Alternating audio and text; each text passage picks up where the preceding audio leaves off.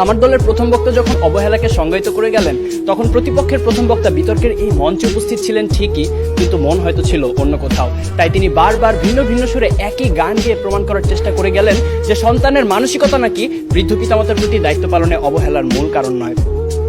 অবহেলার সংজ্ঞায় যেখানে বলছে অবহেলা হচ্ছে প্রদত্ত পরিস্থিতিতে যত্নের অভাব এবং ইচ্ছাকৃত অসতর্কতা, অর্থাৎ বিজ্ঞ প্রতিপক্ষ, অবহেলার প্রশ্ন আসে তখনই যখন আপনি পূর্ণ সামর্থ্য থাকা সত্ত্বেও আপনার বৃদ্ধ পিতামাতার যত্নের প্রতি ছিলেন উদাসীন। যে ছেলেটি শুধুমাত্র টাকার অভাবে বৃদ্ধ মায়ের চিকিৎসা করাতে পারছে না, সে কিন্তু আজকের বিতর্কের বাইরের বিষয় বিজ্ঞ প্রতিপক্ষ, কারণ সে চেষ্টা করেও পরিস্থিতির শিকার। তার মানসিকতার কোনো দোষ নেই, অবহেলার তো কোনো প্রশ্নই আসে না। কিন্তু বৃদ্ধ পিতামাতার প্রতি দায়িত্ব পালনে পূর্ণ সমর্থ হয়েও যদি আপনি তাদেরকে করেন উপেক্ষা, তখনই তাকে আমরা বলবো অবহেলা, যা আপনার মানসিকতারই সমস্যা বিজ্ঞ প্রতিপক্ষ।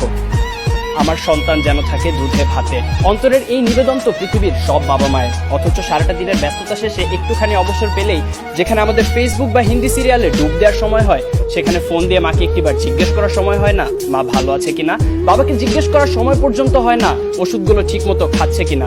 এখানে দোষটা কিন্তু বিজাতীয় সংস্কৃতির ধারক ও বাহক হিন্দি সিরিয়াল বা সোশ্যাল মিডিয়া ফেসবুকের আগে আপনারই মানসিকতার বিজ্ঞ প্রতিপক্ষ।